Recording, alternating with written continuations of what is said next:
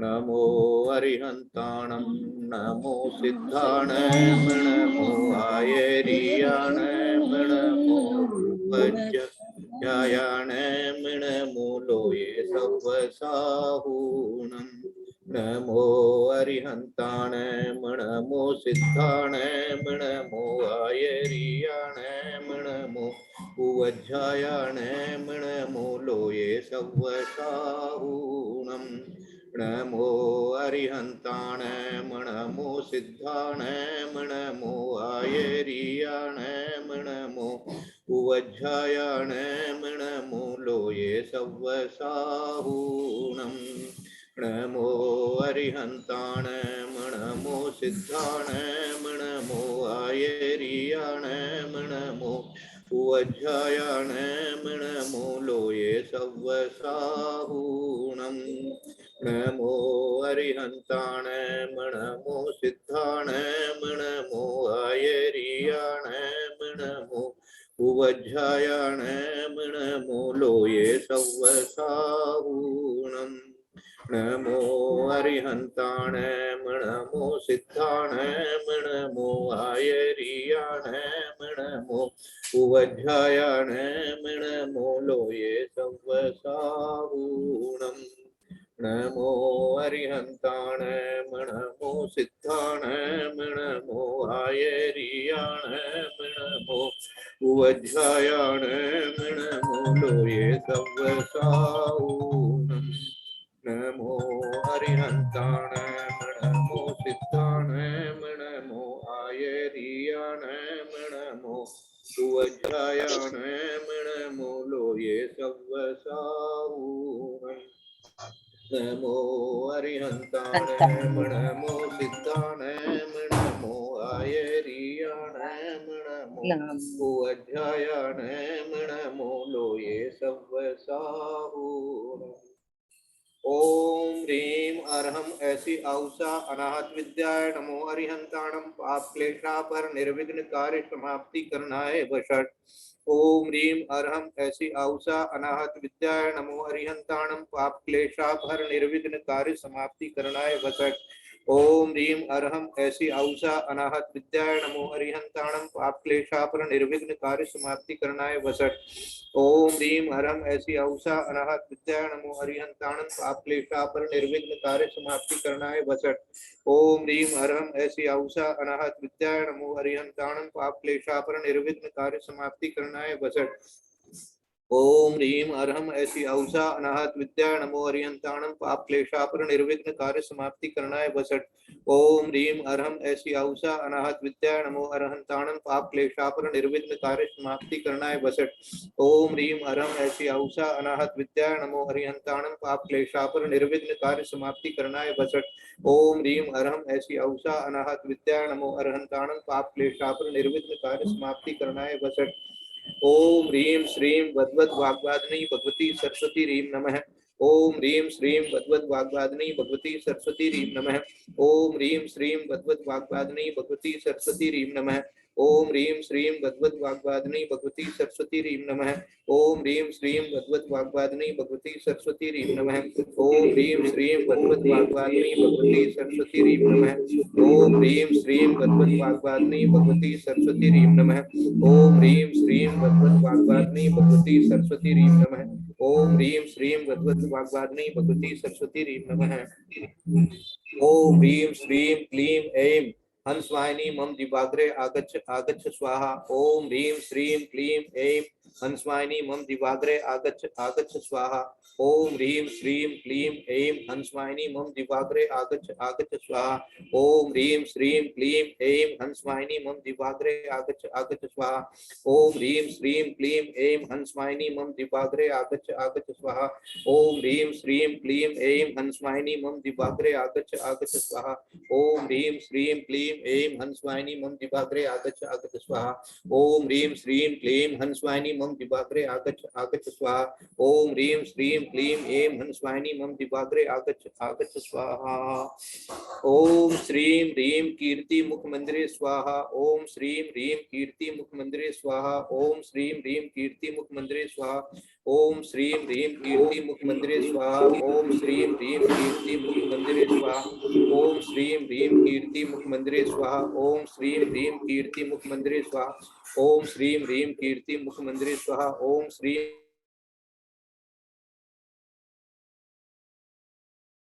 भाई साहब खोल लीजिए जरा सा, मैंने म्यूट किया, सबकी बहुत आवाज आ रही थी।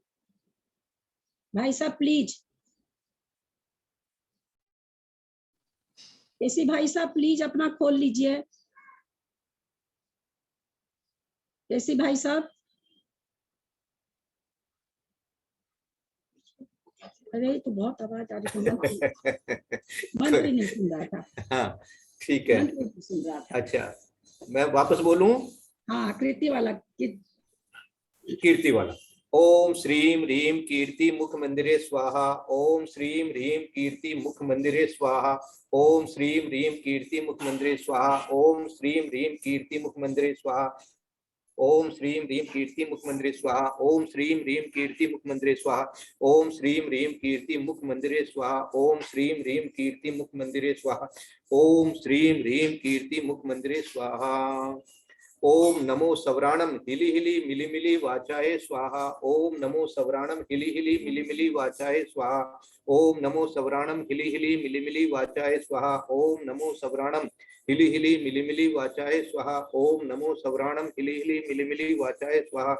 ओम नमो सवराणम हिली हिली मिली मिली वाचाय स्वाहा। ओम नमो सवराणम हिली हिली मिली मिली वाचाय स्वाहा। ओम नमो सवराणम हिली हिली मिली मिली वाचाय स्वाहा। ओम नमो सवराणम हिली हिली मिली मिली वाचाय स्वाहा। नमोस्तु श्री आचार्य वंदनायाम स्वाध्याय प्रतिष्ठायाम श्रुत भक्ति कायोत्सर्गम करोम्यहम्। 9 बार नमोकार मंत्र का सब अच्छे से जाप करें।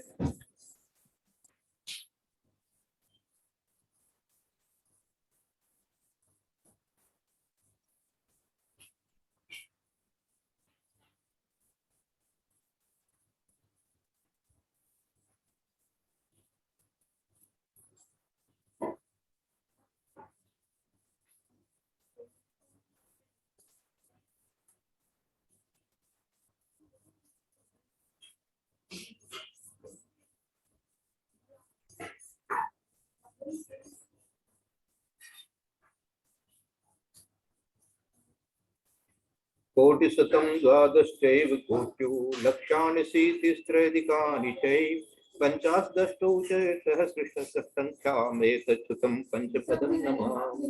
अर्हन्त भासि यत्थं गणहरदेवेहिं गन्तियं सम्मं प्रणमामि भक्तिदुत्तो सुदनानमभुवहिं शिक्षा इच्छामि वन्दे सुधभक्ति काउसको तत्सालोच्यम् अंगो वंग परिणय पौडय प्रियमी सुधपरमाणि ओक वस्त्र चूलिया चेन सुतत्थय तुई धम्म कहायम दया नित्यकालम अच्छेमी पूज्यमी वंदामी नमस्कामी दुःखो कमक्षो भोइलाओ सुदैगमनम समानम जिनगुण संपत्ति को मध्यम। नमोस्तु श्री आचार्य वंदनायां स्वाध्याय प्रतिष्ठायां आचार्य भक्ति कायोत्सर्गम करोम्यहम्।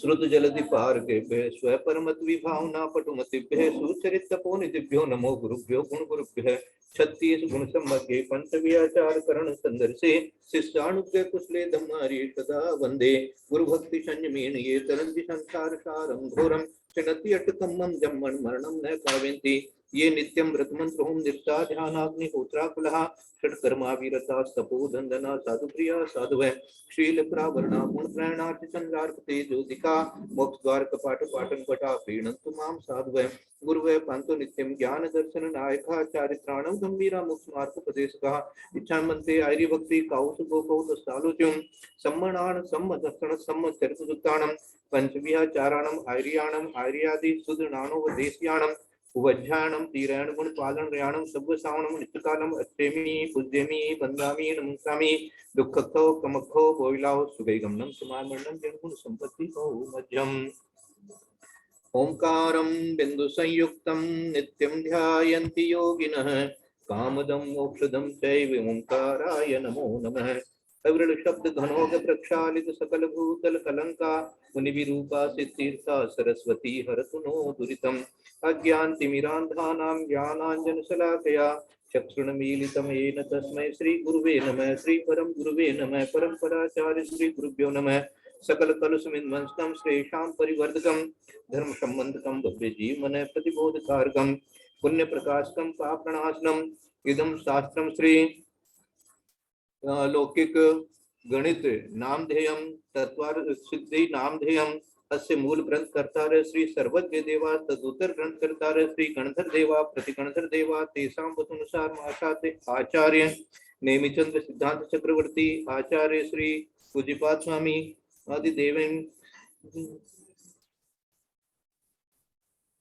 विष्टम श्रोतारः सावधानतया शृण्वन्तु मंगलम भगवान वीरो मंगलम गौतमो गणी मंगलम कुंद कुंदाद्यो जैन धर्मोस्तु मंगलम सर्व मंगल मांगल्यम सर्व कल्याण कारकम प्रधानम सर्वधर्माणां जैनम जयतु शासनम सर्वे श्रोतारः सावधानतया शृण्वन्तु सिद्धं संपूर्ण बभ्यार्थं सिद्धे कारणमुत्तमम् प्रशस्त दर्शन ज्ञान चारित्र प्रतिपादनम सुरेंद्र मुक्ताश्लिष्ट पाद पद्मान सुकेशरम प्रणमामि महावीरम लोक तृतीय मंगलम प्रणमामि महावीरम लोक तृतीय मंगलम प्रणमामि महावीरम लोक तृतीय मंगलम नमः श्री वर्धमानाय निर्धूत कलिलात्मने सालोकानां त्रिलोकानां यद्विद्यादर्पणायते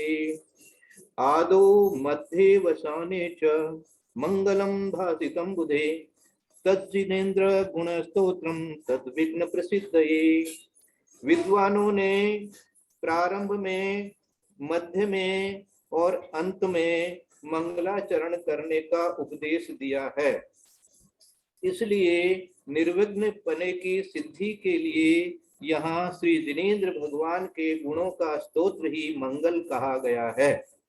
विघ्नः प्रणश्यन्ति भयं न जातु न क्षुद्रदेवः परिलङ्घयन्ति अर्थान् यथेष्टांश्च सदा लभन्ते जिनोत्तमानां परिकीर्तनेन।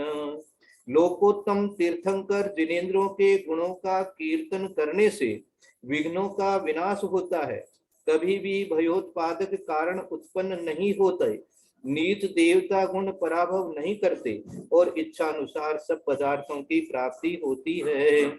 सिद्धेभ्यो निष्ठितार्थेभ्यो वरिष्ठेभ्यो कृतादरः अभिप्रेतार्थ सिद्धयर्थम नमस्कुर्वे पुनः पुनः।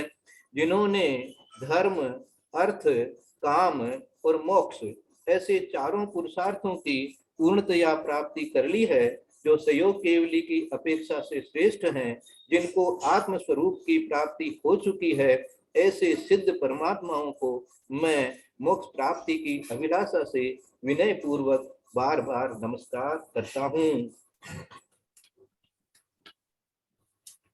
आई मंगल करने शिष्या लहु पारया हवंतित्ति मच्छे औपच्छित्ति विद्या विद्या फलम चरिपे चरिमे। ग्रंथ या कोई भी कार्य के प्रारंभ में मंगल करने से शिष्य गण शीघ्र ही पारंगत हो जाते हैं। मध्य में मंगल करने से ग्रंथ या कार्य अधूरा नहीं रहता तथा अंत में मंगल करने से विद्या और विद्या का फल प्राप्त होता है। बोले देवादिदेव महावीर भगवान की जय। बोले आचार्य कुंद कुंद स्वामी महाराज की जय। बोले आचार्य गुरुवर विद्यासागर महाराज की जय। बोले आचार्य गुरु वर्तमान सागर महाराज की जय। अब अपने जिस ग्रंथ का कर रहे हैं, आचार्य पूज्यपाद स्वामी महाराज की जय, आचार्य नेमिचंद्र सिद्धांत चक्रवर्ती महाराज की जय। और जो उस ग्रंथ का अपन करेंगे स्वाध्याय, उसका मंगलाचरण दीदी करेगी।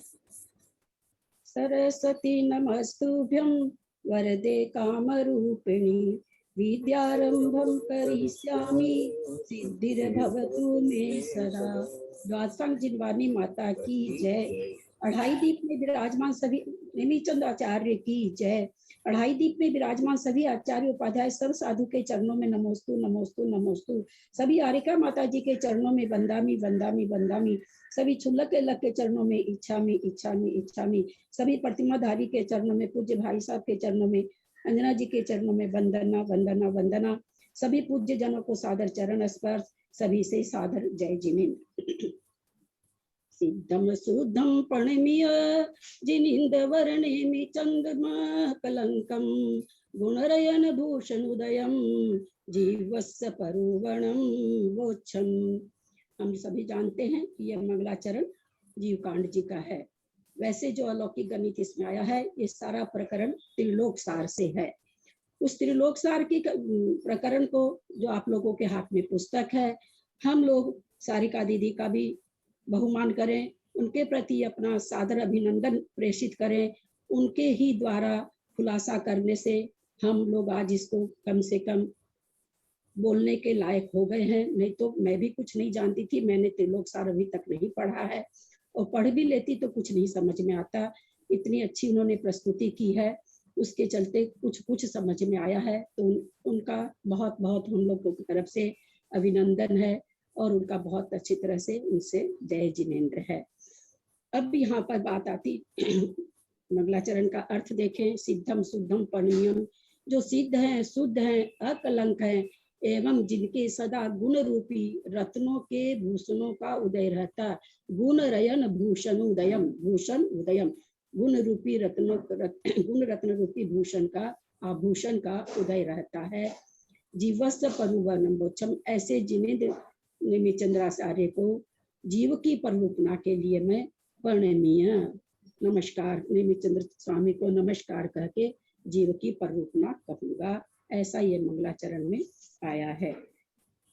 अलौकिक गणित, हमें अलौकिक गणित का पहले परिचय प्राप्त हो। पहली बात तो हम इसे क्यों पढ़ें, जैसे बहुत से लोगों के मन में आ रही है कि क्यों पढ़ें हम लोग। तो सबसे पहली बात तो इसलिए पढ़ें कि हम जाने तो सही कि जो जिसका वर्णन किसी भी धर्म में नहीं, उसका वर्णन हमारे धर्म में है। आखिर में ऐसी ये क्या चीज है जहाँ लौकिक गणित खत्म होती है, वहां अलौकिक गणित की शुरुआत होती है। पढ़ने की इसलिए आवश्यकता है, ये लोकोत्तर गणित है, अतः अलौकिक है। अब अलौकिक गणित है तो हम बहुत आसानी से बोलते हैं संख्यात, असंख्यात, अनंत। हम यहाँ ये जान पाएंगे कि आखिर में संख्यात भी वो क्या है, क्योंकि हम लोग सब जानते हैं मति स्मृति ज्ञान का विषय है। हम ये एक पंक्ति बोल के और संख्यात की समाप्ति कर देते हैं। हम इस पर थोड़ा सा चिंतन करें। एक जो 4 बरस का बच्चा है, अभी उसने 10 तक की गिनती सीखी है। आप उसके सामने बोलो कि ये 100 रुपये हैं, उसकी आंखें थोड़ी चढ़ जाएगी कि 100 क्या होता है। तो उसी तरह से यद्यपि मति ज्ञान श्रुति ज्ञान का विषय संख्यात होने के बाद भी हमारे विषय में नहीं आता। हम कितना बड़ा है वो संख्यात, जब हम देखेंगे, जब हम इसमें जानेंगे, ये चीजें हमारी पूरी समझ में आएगी। इसके सारे शब्द हम समझेंगे।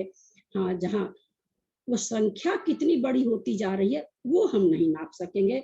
हम संख्यात को भी नहीं नाप सकेंगे, लिखित में भले कर लो, नाप नहीं सकेंगे, बोल नहीं सकेंगे। तो ये तो रही संख्यात की बात। संख्यात जहाँ खत्म वहां असंख्यात शुरू। क्या बोल देते, असंख्यात द्वीप समुद्र हैं।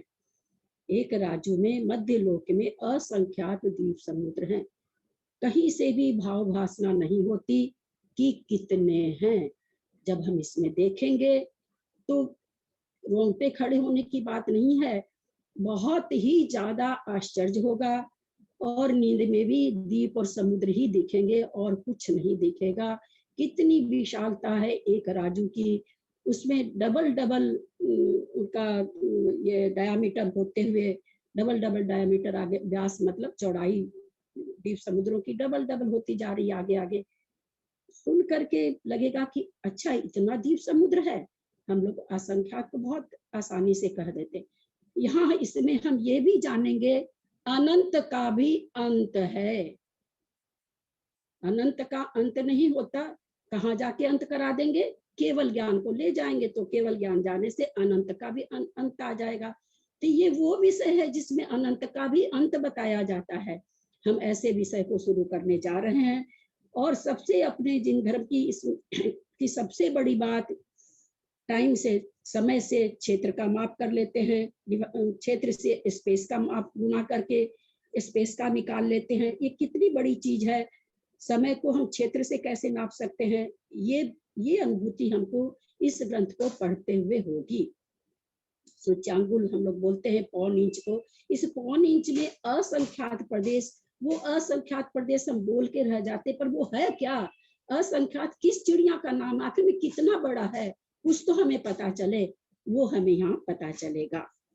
बटे की संख्या में कैसे भाग देंगे, दशमलव का प्रयोग आएगा। भाग लगाने की मतलब अधूरे अंकों में भाग लगाने की विधि आएगी, अधूरी संख्याओं में हम कैसे भाग लगाएं, वो विधि भी इसमें आएगी। 1 बटे असंख्यात, संख्यात, अनंत कितना होता है, ये सारी चीजें हमको भाव भासना होगी। हम कुछ कर नहीं पाएंगे, लेकिन हमारे क्षयोपसम में जरूर आएगा कि अच्छा ऐसा भी होता है। जैसे जब बच्चे को कहा जाता है 100 रुपया, तो बच्चा आंख फाड़ की क्या 100 रुपया भी होता है, तो उसी तरह से हमें ये सब भाव भासना इसमें होगी। बहुत ही आनंददायक विषय है। आधे से ऊपर संख्या हमारे जाएगी, इसके जितने शब्द आएंगे, वर्ग शलाका आएगी, अर्धछेद आएंगे, जितनी भी चीज आएगी वो बिल्कुल हम लोग समझेंगे, एक एक चीज को समझेंगे।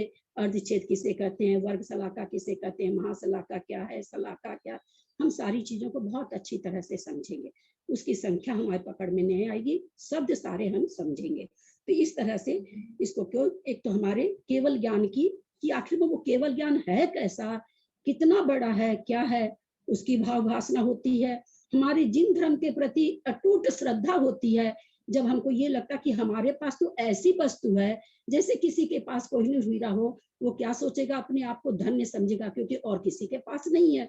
तो उसी तरह से हमारे पास ऐसा आगम है, ऐसे अलौकिक गणित जो किसी के पास नहीं है। ये दृढ़ता हमें अपने धर्म के प्रति इसको पढ़ करके आएगी।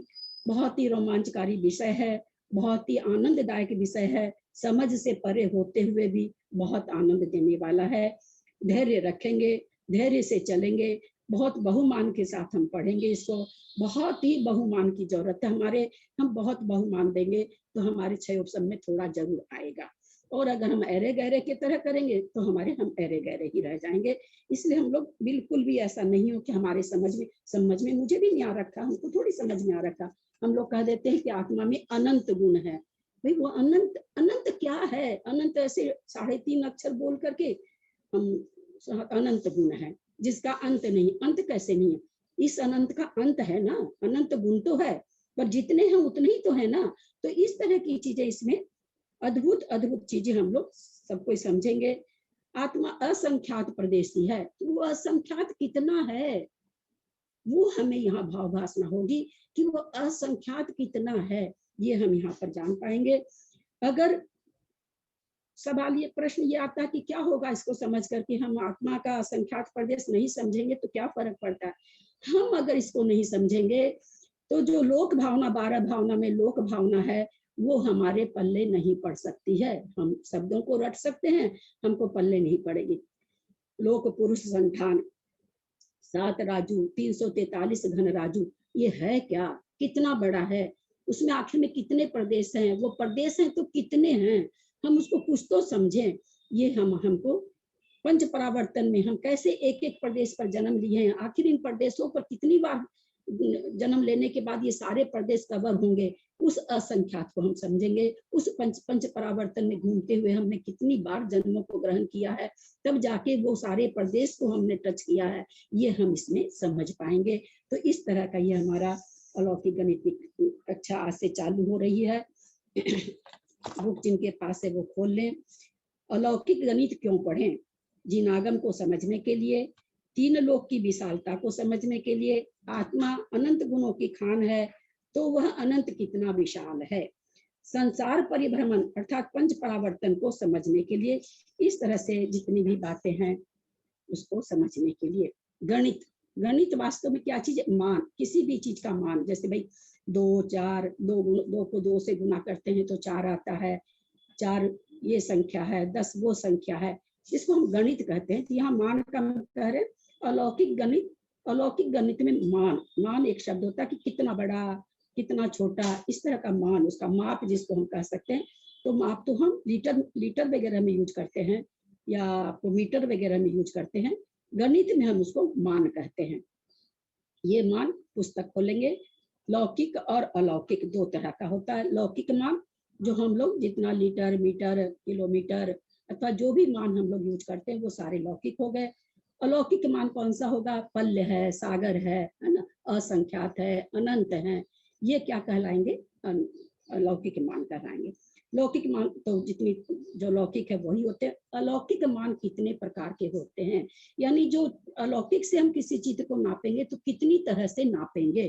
तो कहते हैं द्रव्य से नापेंगे, क्षेत्र से नापेंगे, काल से नापेंगे और भाव से नापेंगे। इस तरह अलौकिक विषय जो हमारे सामने आएगा, अलौकिक चीजें जो आएंगी, उसको हम 4 तरह से माप करेंगे। द्रव्य से मतलब जैसे हम मोटे उदाहरण से समझें, भाई कितने लोग हैं, 10 लोग हैं कि 20 लोग हैं, द्रव्य। क्षेत्र से वो जो लोग जितने हैं वो कितना क्षेत्र घेर रहे हैं, कितना जगह ले रहे हैं। काल में वो जो 10 या 20 लोग हैं वो कितने समय तक रहेंगे। भाव में, भाव का मतलब यहाँ पर गुण, उसकी शक्ति को बताना। भाव का मतलब शक्ति को बताना। तो वो जो जितनी भी वस्तुएं हैं, जो भी जीव हैं, उनमें कितनी, उसमें कितनी शक्ति है। जैसे इसको समझने के लिए हम क्या कहते हैं, भैंस के दूध से गाय के दूध में चिकनाई कम है, तो भैंस के दूध से गाय की चिकनाई की शक्ति कम हो गई। तो भाव मतलब शक्ति को जानना। शक्ति पुद्गल में भी है और शक्ति जीव में भी है, हम सभी जानते हैं कि शक्ति तो दोनों में है। तो उस शक्ति के माप को मान, इसमें ऐसा है, ये इसमें ऐसे गुण है, ऐसी जो भावपूर्ण जो कथन होता है जिसको हम मूर्त रूप में नहीं दिखा सकते, ऐसी शक्ति को, ऐसी भाव को हम, ऐसी गुण को अथवा भाव को हम गुण, ये भाव कहते हैं गुण को। अब ये कहते हैं कि द्रव्य का, किसी भी द्रव्य का हम कितनी तरह से मान कर सकते, कितनी तरह से उसको बोल सकते हैं, समझ सकते हैं। तो इन्होंने दिया, हम 2 तरह से समझते हैं। एक तो संख्या से, संख्या बता के 10 है, 20 है, संख्यात है, असंख्यात है, अनंत है, इस तरह से संख्या के द्वारा द्रव्य का माप 2 तरह से होता है। एक तो संख्या के द्वारा, एक कहते हैं उपमा के द्वारा। जैसे पल्योपम प्रमाण, सागर प्रमाण, कोड़ा कोड़ी प्रमाण, हमारे ये शब्द जाने हुए हैं। तो कोड़ा कोड़ी प्रमाण, सागर प्रमाण, पल्य प्रमाण, ये जो प्रमाण लगाया गया इसको हम उपमा कहेंगे। भाई ये काल कितना बड़ा है? पल्य प्रमाण है, यानी जितना बड़ा एक पल्य है ये काल उतना बड़ा है। तो प्रमाण से भी चीजों को नापा जाएगा, द्रव्य को नापा जाएगा और संख्या से भी नापा जाएगा इस अलौकिक गणित में। अब कहते हैं कि भाई ये मान आखिर में कितनी तरह की संख्या से आप नापोगे? तो जैसे अपने यहाँ होती है सैकड़ा, हजार, 2 लाख, है ना, संख महासंख जो भी होती है। तो कहते हैं कि हम कितनी तरह से नापेंगे? तो संख्या का मान ये कहते हैं हम 21 तरह से करेंगे। एक संख्या का मान कितनी तरह से होगा? बोला 21 भेद वाला है।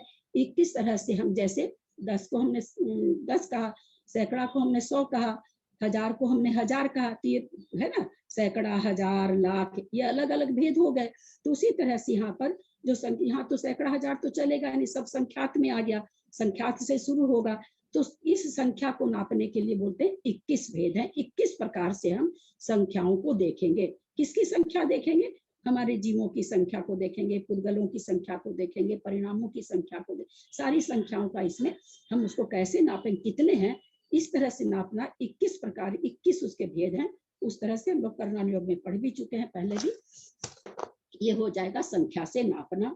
और उपमा से तो उपमा प्रमाण आगे बताएंगे। अब ये कहते हैं संख्या मान, यानी संख्या से किसी चीज को नाप रहे हैं तो वो कितनी तरह से होता है। तो मुख्य तरह से कहते हैं संख्यात, असंख्यात और अनंत। मुख्य से 3 भेद हो गए, संख्यात, असंख्यात और अनंत। तीनों शब्द सबके जाने हुए हैं। संख्यात में फिर कहते हैं जघन्य संख्यात, मध्यम संख्यात, उत्कृष्ट संख्यात। जैसे हम मान लो 100 को हम संख्यात में हम 100 ले लेते हैं, उत्कृष्ट संख्या। 100 तो हो गया उत्कृष्ट संख्यात, 1 हो गया जघन्य, और बीच के सारे 2 से लेके 99 तक हो गए मध्यम संख्यात। संख्यात जितना भी बड़ा है, जहां संख्यात खत्म होता है उसमें 1 जोड़ देने से असंख्यात चालू हो जाता है। जैसे हम बहुत अपने छोटा हिसाब किताब अपना है, हमने 100 मान लिया, तो 100 में जब हम 1 जोड़ेंगे तो जघन्य असंख्यात हो जाएगा। लेकिन और उस 100 का जहां एकदम शुरू वाला है, जहां वो संख्या शुरू हो रही है, एक जघन्य संख्यात हो जाएगा। तो इस तरह से जिस संख्या का उत्कृष्ट में हम 1 जोड़ देंगे, उससे आगे वाली संख्या हो जाएगी। तो संख्यात 3 तरह का, जघन्य, मध्यम, उत्कृष्ट। हम सबको पता है संख्यात किसके ज्ञान का विषय है?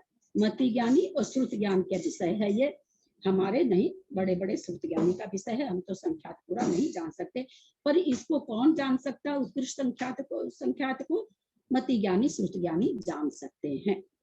तो क्या अवधि ज्ञानी नहीं जान सकते हैं? क्या मन पर्याय ज्ञान नहीं जान सकता है? क्या केवल ज्ञान नहीं जान सकता? वो तो जानेगा ही। जैसे जो कोई लाख की संख्या को गिन सकता है, तो वो 10 भी गिन सकता है, 100 भी गिन सकता है। तो बाकी मति श्रुत ज्ञान के अलावा बाकी 3 ज्ञान वाले तो जानेंगे ही, लेकिन इसके बाद की जो असंख्यात संख्या है, उसको मति ज्ञान, श्रुत ज्ञान नहीं जानेगा, उसको अवधि ज्ञान जानेगा।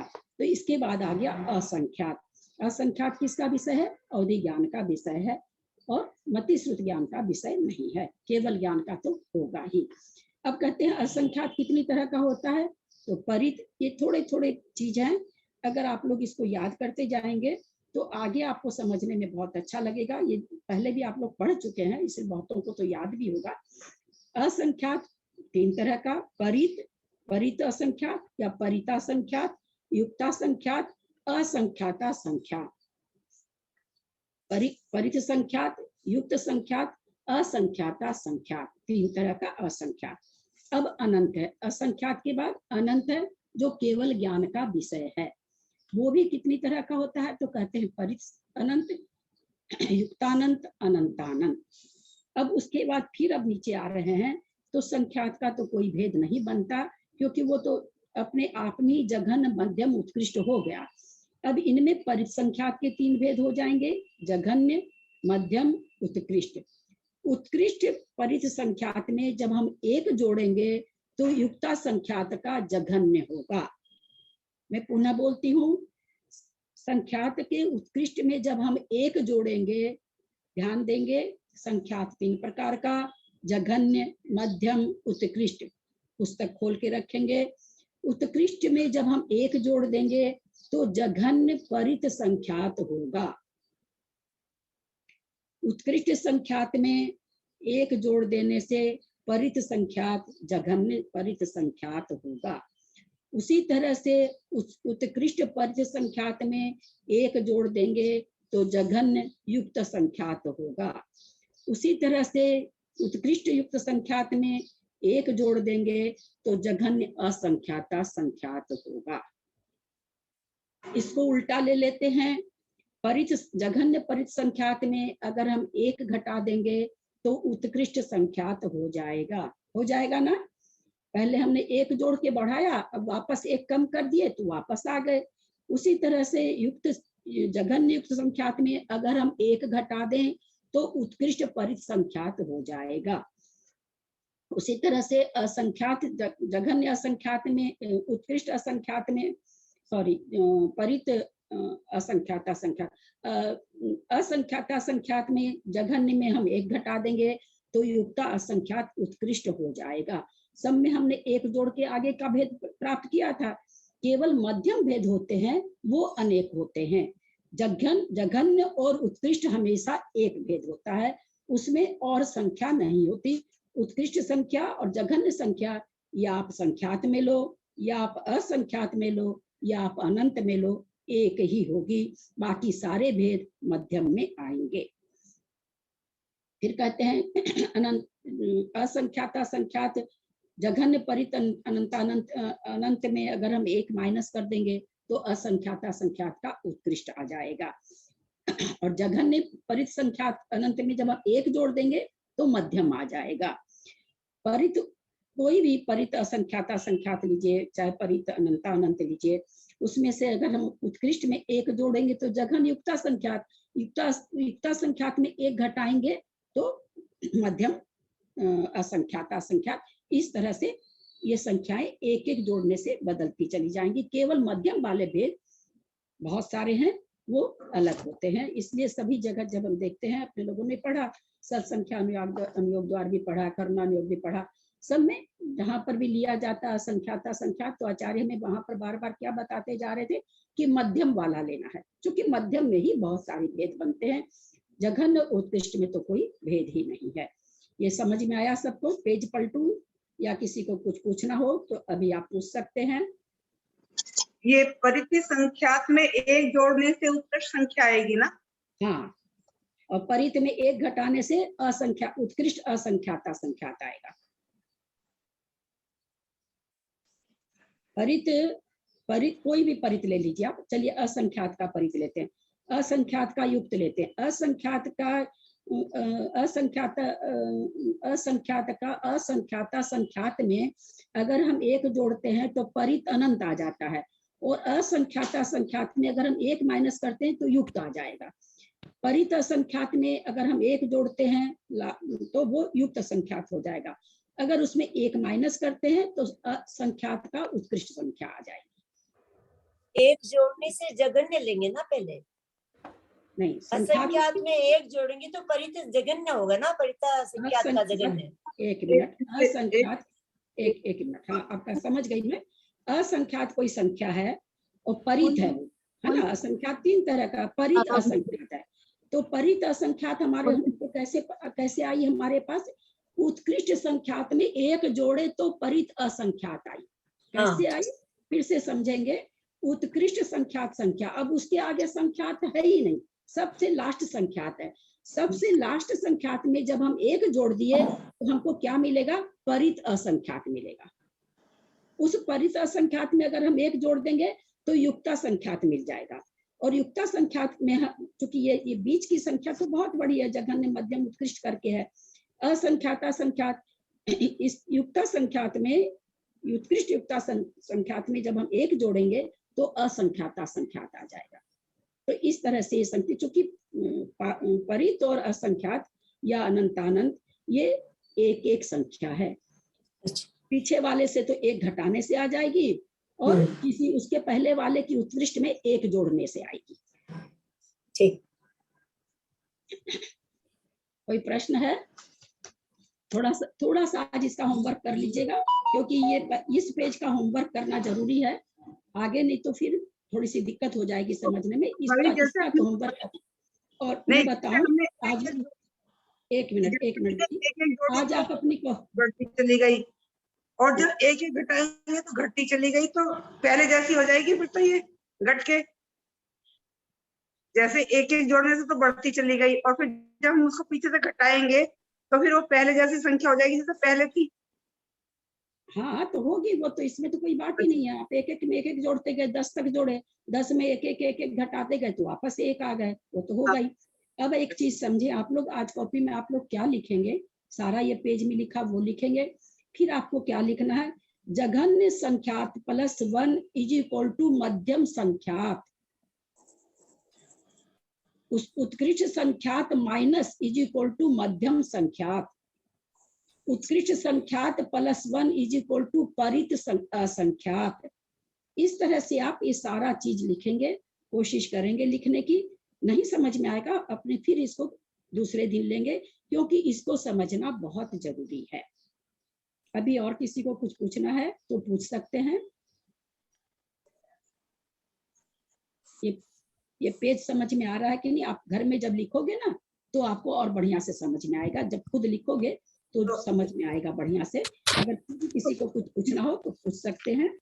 दीदी इसमें परित संख्या दिया है, परित वाला परिता संख्यात होगा ना, परित संख्यात होगा इसमें? परित + असंख्यात = परिता संख्यात। हाँ ठीक है। दीदी प्रणाम, मैं ये पूछ रही थी दीदी कि जैसे परिता संख्यात है उत्कृष्ट वाला, उसमें अपन ने एक मिला दिया तो युक्ता संख्यात जघन्य हो गया, और फिर जघन्य युक्ता संख्यात में जघन्य युक्ता संख्यात में अगर अपन ने एक मिला दिया तो मध्यम हो गया, ऐसा ही लेंगे ना। लेकिन मध्यम में एक मिलाने से उत्कृष्ट नहीं होगा, ये समझाना चाह रहे हैं, क्योंकि मध्यम का अनेक भेद है। हाँ हाँ हाँ मध्यम के भेद बहुत है, तो मध्यम में हम किसमें एक मिलाने जाए भाई, है ना। तो उसके बारे में आगे आचार्य हमें बताएंगे कि किस तरह से मध्यम से उत्कृष्ट निकाला जाता है। यहाँ पर हम इतना समझे मध्यम में एक मिला, क्योंकि मध्यम के भेद बहुत हैं।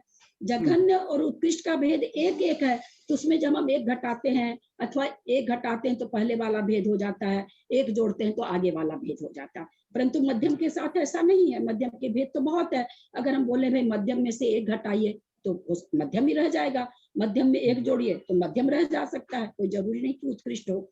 तो इस तरह से इसलिए मध्यम, जघन्य और उत्कृष्ट एक एक संख्या होती है, तो उनमें एक जोड़ने से अथवा एक घटाने से आगे पीछे की संख्या बन जाती है।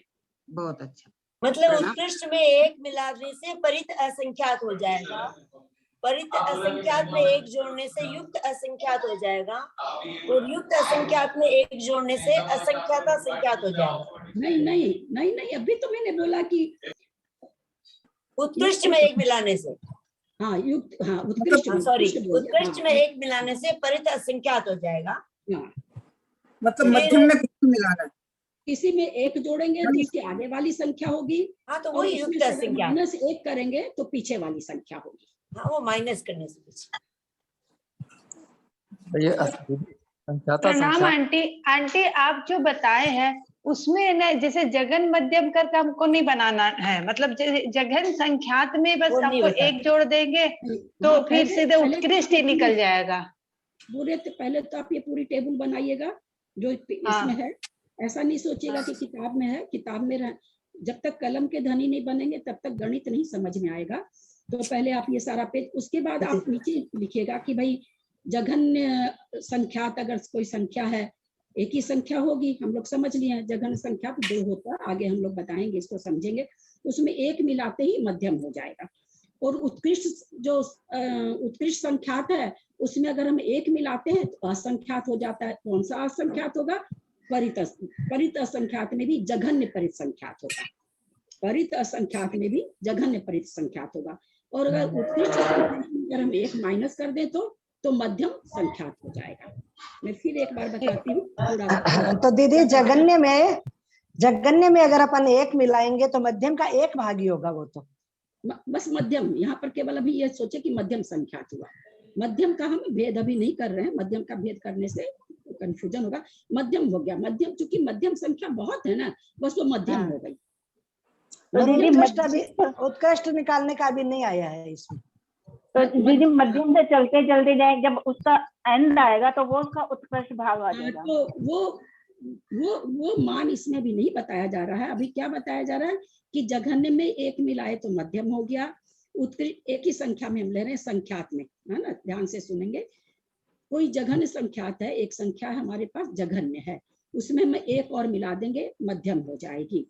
उत्कृष्ट संख्यात जहाँ खत्म हो रही है, उत्कृष्ट संख्यात हमें कैसे पता चल रहा है कि उसके बाद असंख्यात चालू होने जा रहा। तो उत्कृष्ट संख्यात में जब हम एक मिलाएंगे तो परित जघन्य असंख्यात हो जाएगा, और अगर हम एक उसमें घटा देते हैं तो मध्यम संख्यात हो जाएगा। फिर समझे, जघन्य संख्यात है, जघन्य संख्यात दो को कहा गया है। चलिए अपने यहाँ शुरू कर देते हैं।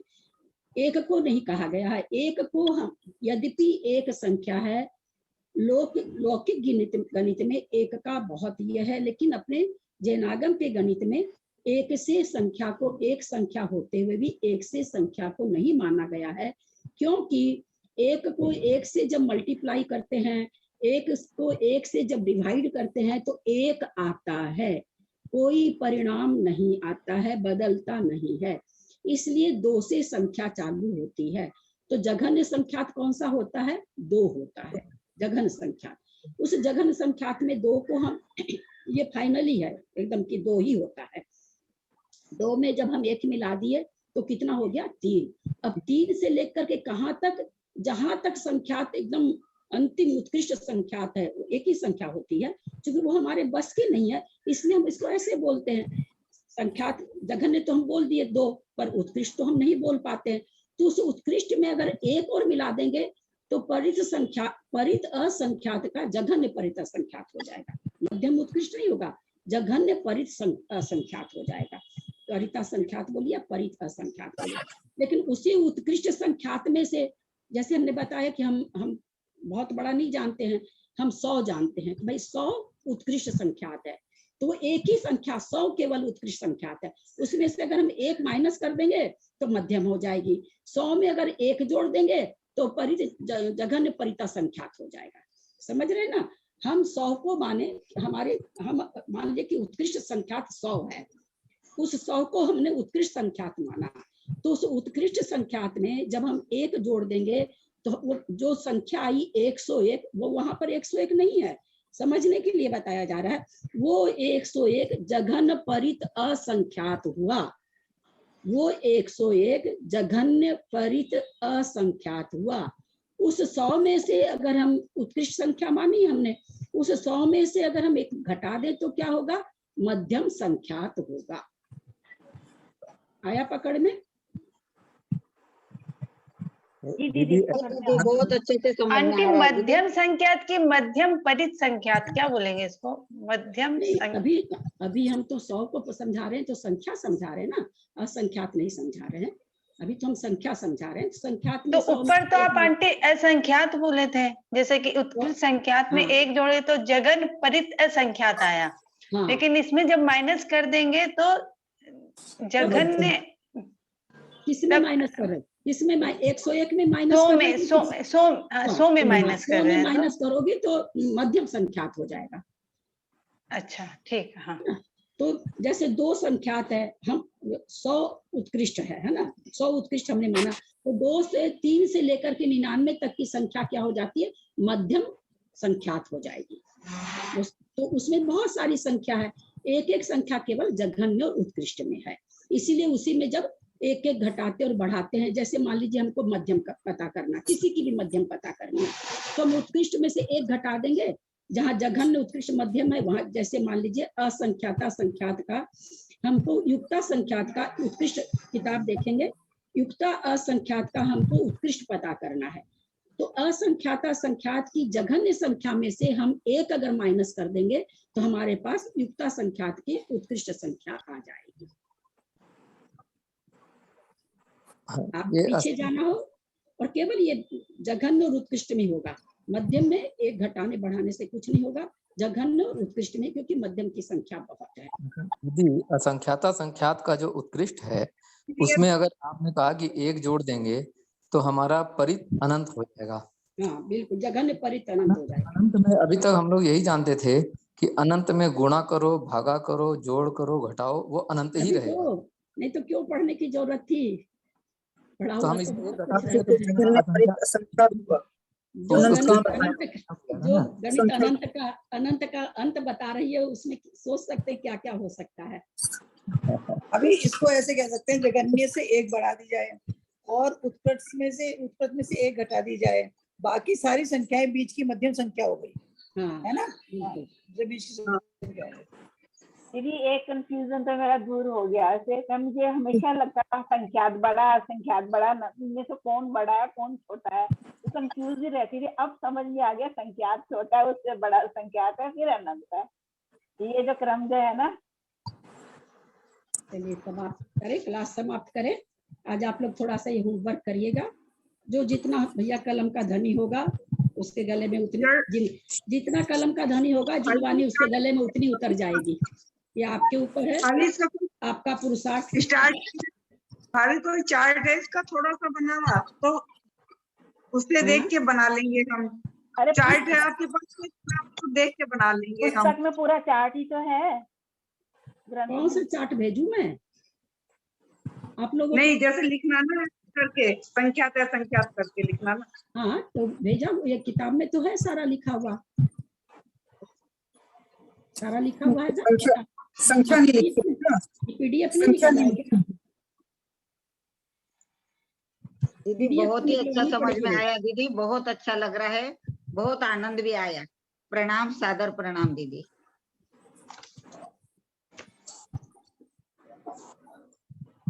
बाबूजी ठीक है? बाबूजी बाबू जी बहुत का अच्छा लगा। आशीर्वाद चाहिए। हाँ बाबू जी,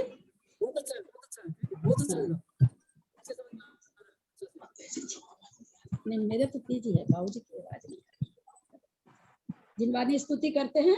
एक मिनट, आज उसमें पतित युक्त का संख्या, आवाज आपकी कट रही है। हाँ थी जो 3 है संख्यात, ठीक है। ठीक है, जगन मध्य हो गया। उत्तर आपकी आवाज नहीं आ रही है हीरा जी।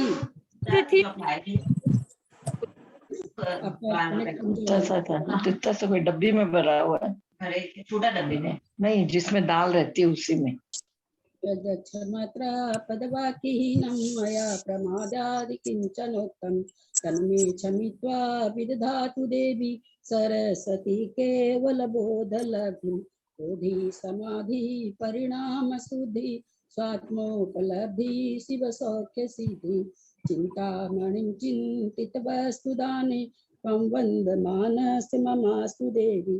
या वाणी के ज्ञान ते सुझे लोकालोक सो वाणी मस्तक चढ़ो सदा दे तुम धो। हे जिनवानी भारती तो ही जपू दिन रहे जो तेरा शरणा गहे सो पावे सुख चैन। देव भजू अरहंत को गुरु से हो निर्ग्रंथ गया धर्म पालू सदा यही मोक्ष का पंथ। द्वादशम जिनवानी माता की जय, आचार्य की जय। 9 बार नमोकार।